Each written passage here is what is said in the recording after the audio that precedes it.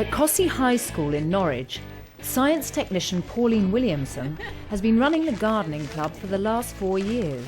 I'm really proud of it, yes, and these students are really proud of what they do. This week, they'll be taking their skills out into the community. They'll be volunteering for a local Norwich-based charity. Mow and Grow tend the gardens for the elderly and disabled in their community, and have apparently helped cut crime in the area by over 90% in some cases. Crime is the biggest problem. If the gardens get overgrown, then people can get into the gardens without being seen. Because of the busy school schedule, the volunteers have only one day to transform this garden. It belongs to Felicity. Once a keen gardener, she's found it harder to cope after an accident left her disabled. I gather the teachers and children from Cossey High School are coming along to see what they can do as well, which will be quite a challenge. Their challenge is to come out of their school and make a difference to their community as well as themselves. But will one day be enough to transform this into a neat and safe place? You're up for a challenge, aren't you, kids? Have you got a strimmer and an industrial digger? Just wait until they see the back garden. It's easy. You got one day.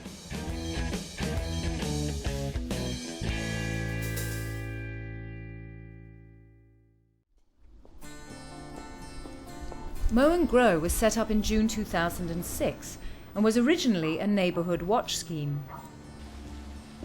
They work on over 14 gardens a week, and with a growing list of referrals, their services are high in demand.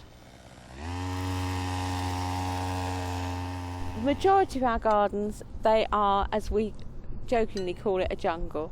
You walk in and they are just sort of 4 foot of blackberries or brambles. Well, we go in and find a jungle, and then we discovered that there was actually a path through there and a pond. I mean, I've done a garden that had 3 ponds in it, and when we walked in, we didn't know the ponds were there. I found one by getting very wet feet. If the gardens get overgrown, then people can get into the gardens without being seen, and there is the chance that they could break in through a door or a window. Whereas if a garden is nicely kept, it's much more unlikely that a criminal is going to try and get in, because it's obviously being looked after by a person who's agile and fit and can get around. Whereas if you've got an overgrown garden, it shouts elderly person who can't sort of do their own gardening, and they're obviously very vulnerable.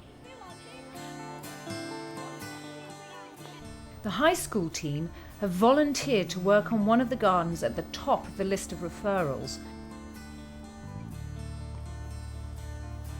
Felicity has lived here since 1985, but since her accident, she's been unable to look after her once well-tended garden.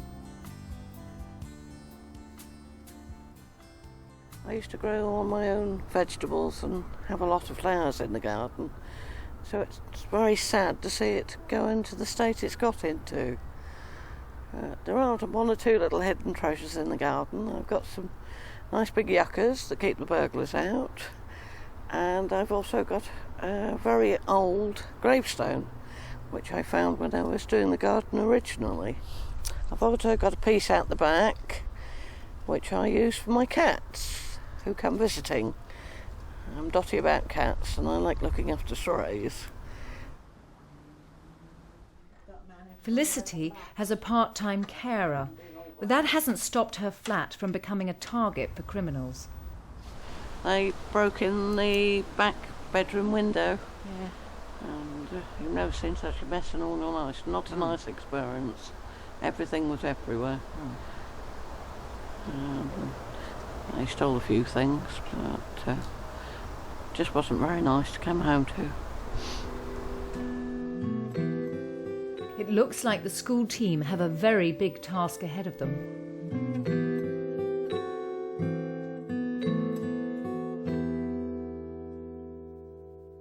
The garden that the high school are going to do is going to give them quite a challenge. There's a lot of grass that needs cutting back. It's on a steep slope, so that will be a challenge to them. And there's yucca plants, which are extremely spiky, which will need very gentle handling.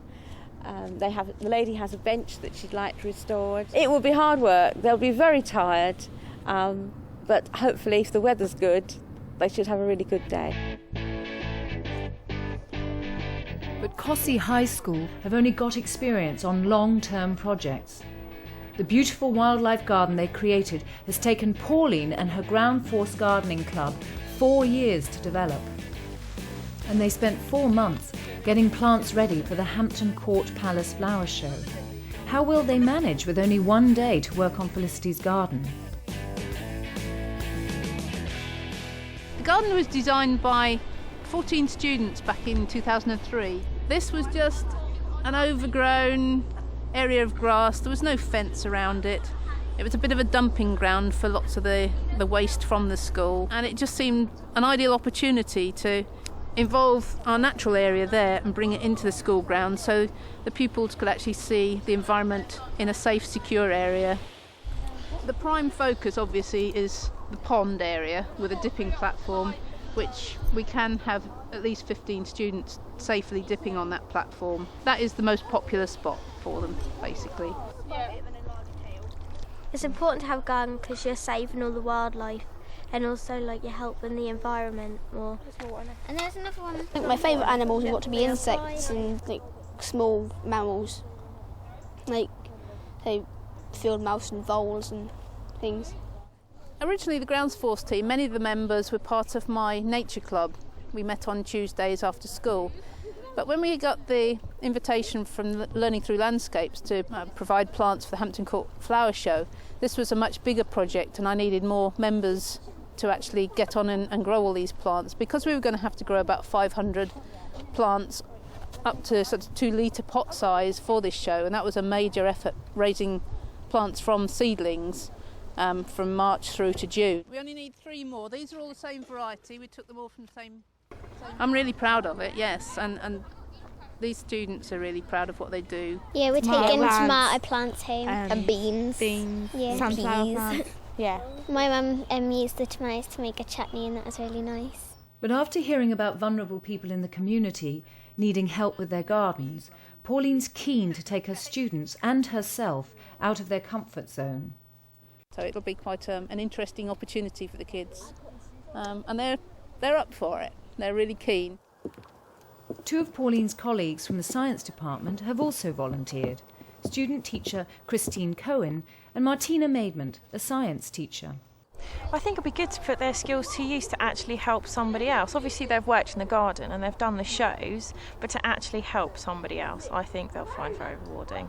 You get so many old people these days complaining of young people hanging around, and actually sort of seeing how well-behaved, well-intentioned most young people actually are.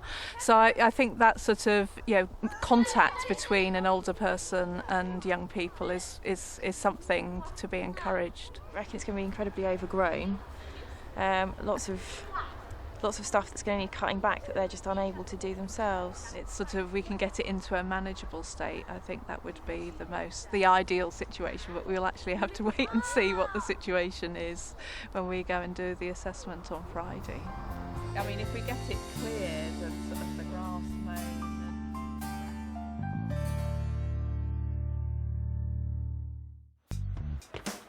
It's Friday, 2 days before they start work on the garden, and they've come to assess the scale of their challenge. Wow. Oh my word. God, that's going to be a mess up. There you go. You're up for a challenge, aren't you, kids? Yes. Have you got a strimmer and an industrial digger? Hopefully. It's got brimstone in it. Yeah, you got. Oh my gosh, where? Really? Is that Tiggles the cat or something? It's a little cat brimstone. Okay, come on, give me some ideas. What do you reckon to this one then? Cut the grass. Add a lot more flowers. Okay. And uncover the bench. Maybe make a Uncover path. the bench, yeah? Make use of that. Yeah, make a little path so she can get to it so she doesn't trip over and hurt herself. Trim down that bush. Which bush? What about if the lady fell down there and broke her leg? Our hands if we're going to get this done Yeah, in one we'll day. definitely need. Is there a cat? One big apple. Well, the thing that I hadn't thought of is there's a lot of cat poo, so we need a poop scoop to bring along, because we've got to be careful that we get that cleared before we start working, really. I was dreading brambles, and yes, we've got them. Yeah, but I'm quite looking forward to getting on top of this. It might be even worse around the back. Have you got your machetes handy? What's the machete? Bring it up. Oh my For somebody who's not very active, anything that you can put along this edge, she can actually just puggle away with a little hand fork. So maybe we can make some feature along here. I think this is going to be a really hard challenge, but if we work together, then this could look really nice and be her dream garden. That grass can come down to a bit of a lawn. It is very dangerous. You can sort this one, it's easy. You've got one day.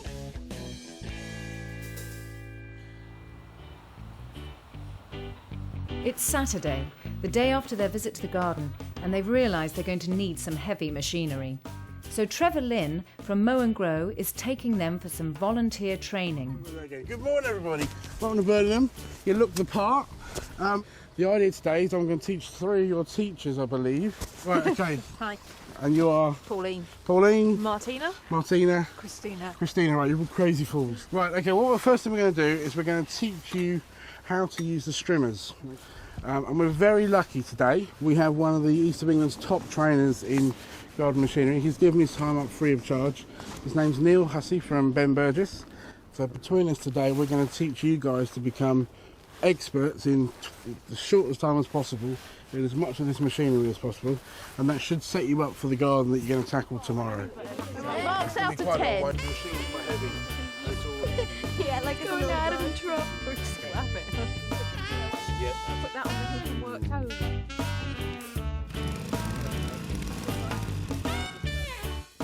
It's not the usual trowel and fork. It may take a while to get used to. It's quite heavy, actually. It's quite heavy, and feels quite awkward. So, are you ready? Yeah. But it looks like this will speed things up on the day when they start tackling Felicity's garden. I'm going to make a peacock out of it. They're going to leave me here for the rest of the day, and either that or an elephant. I think, well, this will sort of whiz through everything really quite quickly, so it makes me feel a lot more confident that we can get it done, and sends a lot more time in planting, which is really what's the interesting bit, isn't it? While the teachers have been working hard, the students are doing the creative bit and started planning the garden. I think the back garden's going to be easier, but the front garden's going to be more rewardful. Once it's done, I think the front garden's going to be nicer than the back garden is. The gravestone has P.W. 1802 on it. So God knows how old that cat was. I'm most dreading probably the cat poo. One or two of us that might think that it was going to be quite difficult. I think apart from that, most of us are all really enthusiastic about doing it. We'll manage. Yeah. We think. I hope. The big day has arrived, and so far it looks like the weather will be on their side. Morning! Felicity will be away all day, attending her weekly computer course, so it's the perfect opportunity for the team to do her garden transformation. How's the Mow and Grow going? Very well. I've got some good news. I've got children from the Cossey High School coming over to the garden today, so I'm really excited about that. Pauline and her team are picking up some plants they've grown in their own nursery to bring with them. The plan is to get Felicity's garden finished before she gets back from her computer course. All the new roots are sort of happy and raring to go. Okay?